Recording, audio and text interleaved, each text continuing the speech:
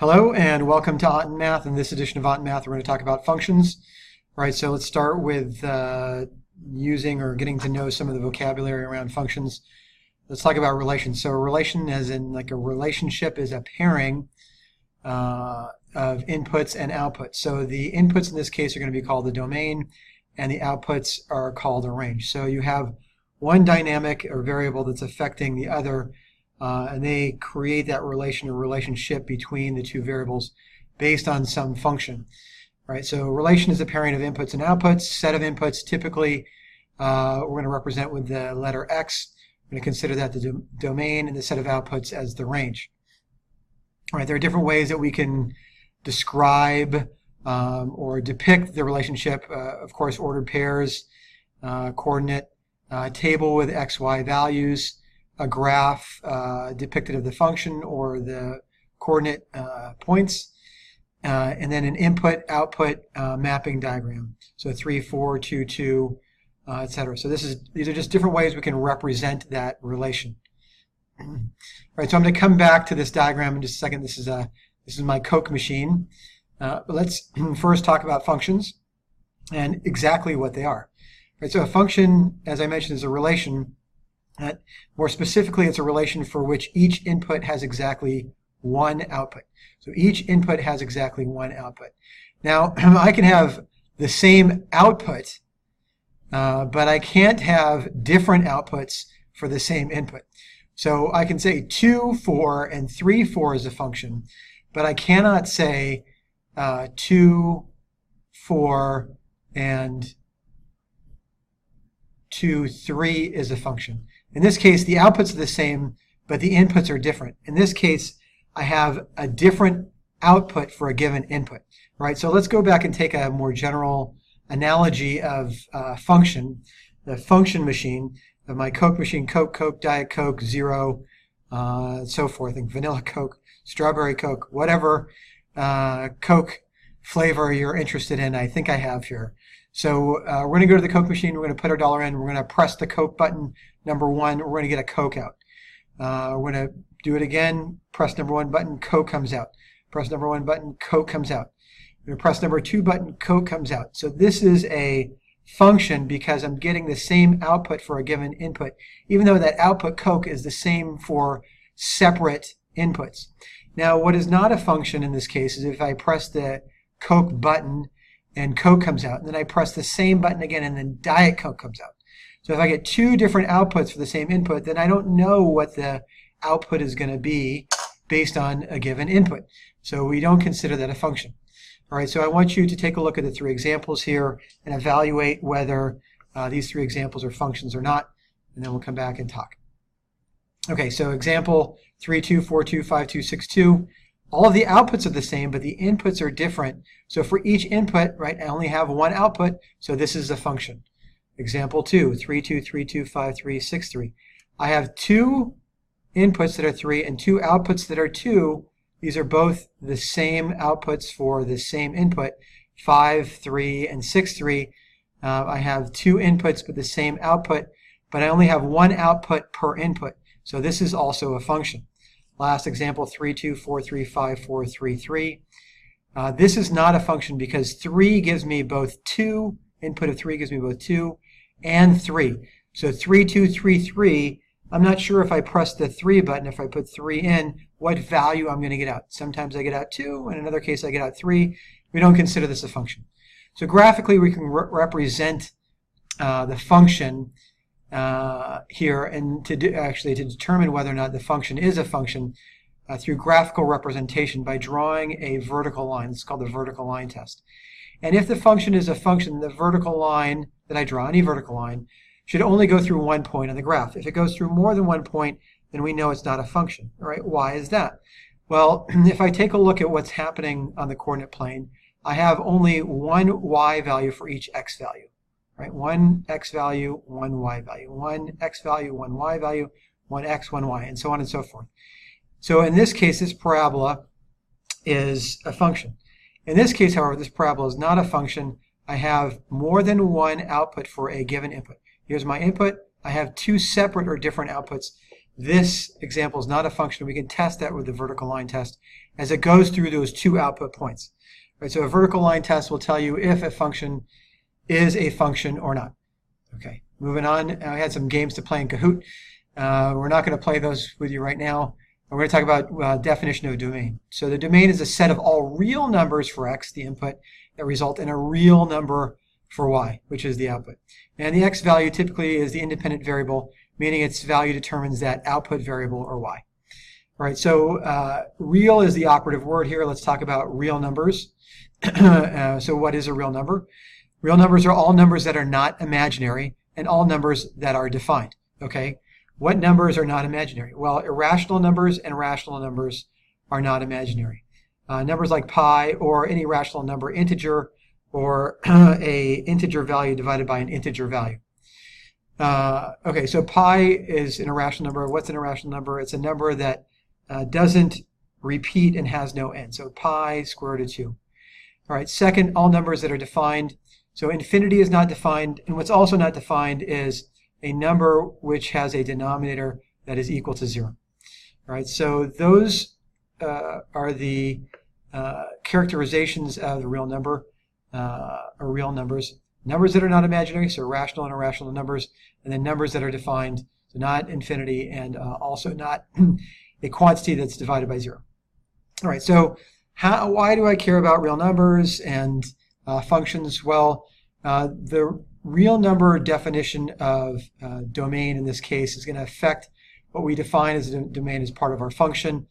And there are really two major cases we need to consider. One is where we have the potential of having 0 as a denominator in 1 with a even index with some root value or radical value.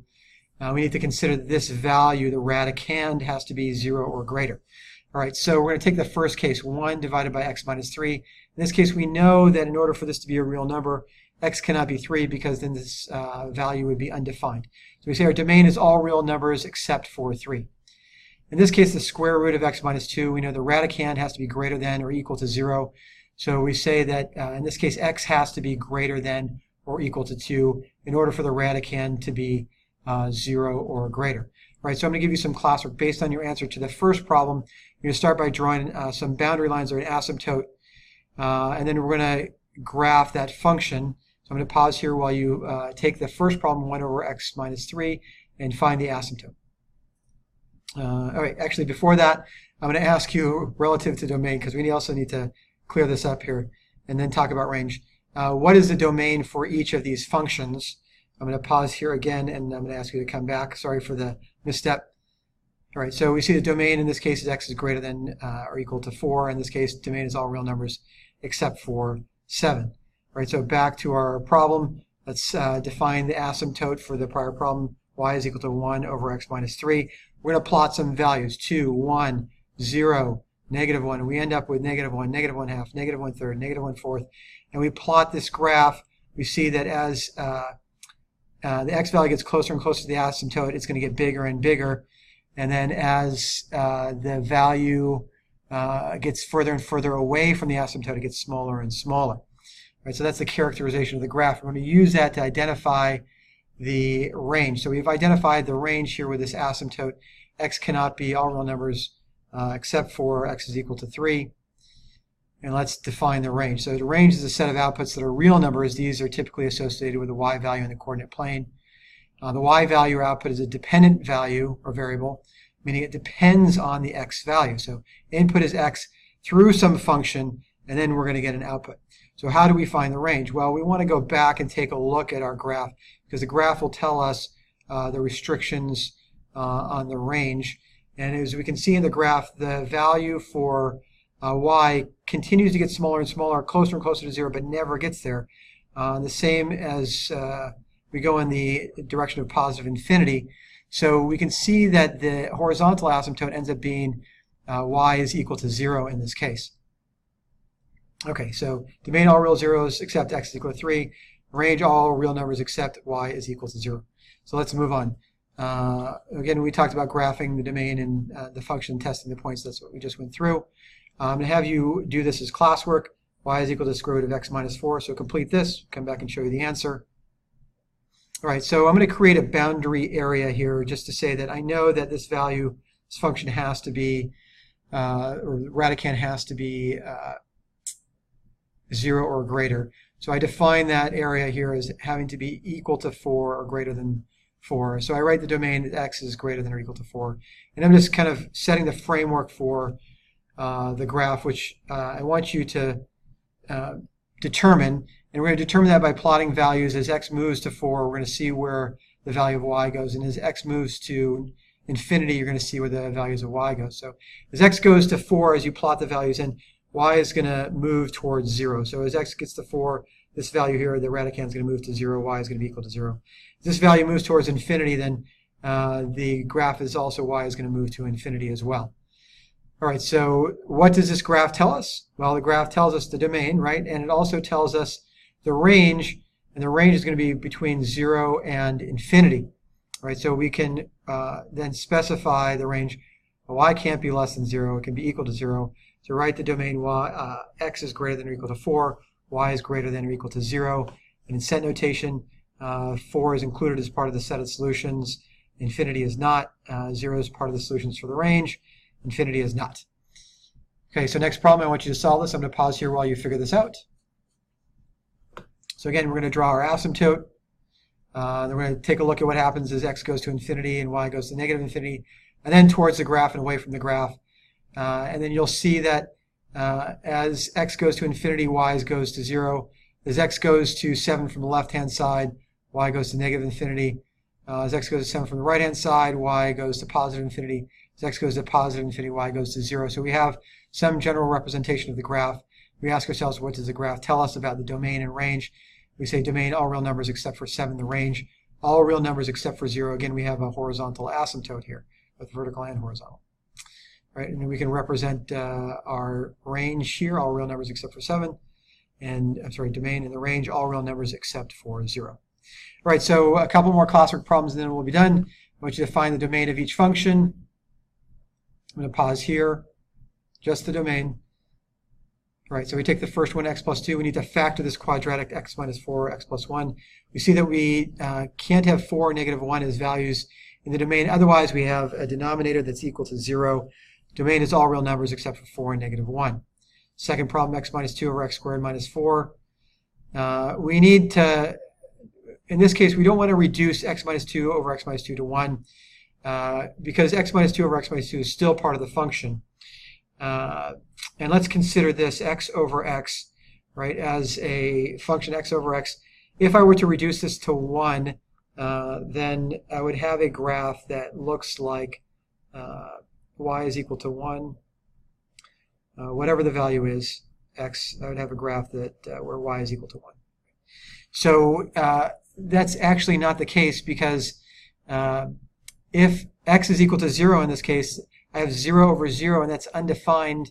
And so we would need to draw a little hole here, opening in the graph to identify the place where this value is undefined in the graph. So we need to make sure that we don't reduce, in this case, when we're evaluating the domain, the function.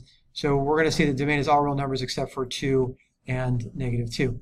Okay, so let's move on. I want you to find the domain, range, and zeros of each of the functions. Okay, so I'm going to pause here while you figure this out. Okay, in this case, domain is going to be all real numbers. All values of x produce a real number result for y. Y has to be a positive number because this is absolute value. 0 is x is equal to 2. In the second problem, square root of 9 minus x, x has to be less than or equal to 9. You know, I made this mistake where I was getting into the habit having the radical look like this, right? And I said x is greater than or equal to 9, and I'm now having to redo this video because I made the mistake. So hopefully you won't make that error on your test. So in this case, x is less than or equal to 9, right? Because this value needs to be greater than or equal to 0. So if x is greater than 9, then this ends up being a negative value. We said that real values are not imaginary numbers, so x has to be less than or equal to 9. Of course, the output is going to be a positive value, so y is greater than or equal to 0, and the 0 here is x is equal to 9. That's what makes the radicand equal to 0. All right, last problem, we're almost done. Absolute value of x minus 2. right? So the domain is all real numbers. Any value of x will give us a real number result for y. And then the value for the range is going to be y is greater than -2. You can see that this value here, the smallest it can be is 0. So the smallest that this net value can be is going to be equal to -2. All right, so since it's the smallest value, if I increase the values for x, or if this were -1, it would end up being 1. 1 minus 2 is -1. You can see that these values, -2, -1, 0, are increasing in value. So my minimum value for y is going to be -2. Only happens when x is equal to 0. So y has to be greater than or equal to -2. And then, of course, my zeros are going to be both 2 and -2. Don't forget the -2 value. -2 as an absolute value is equal to 2. 2 minus 2 is equal to 0. And that's it for this edition of Autumn Math. Come back and join us next time when we talk about composition of functions.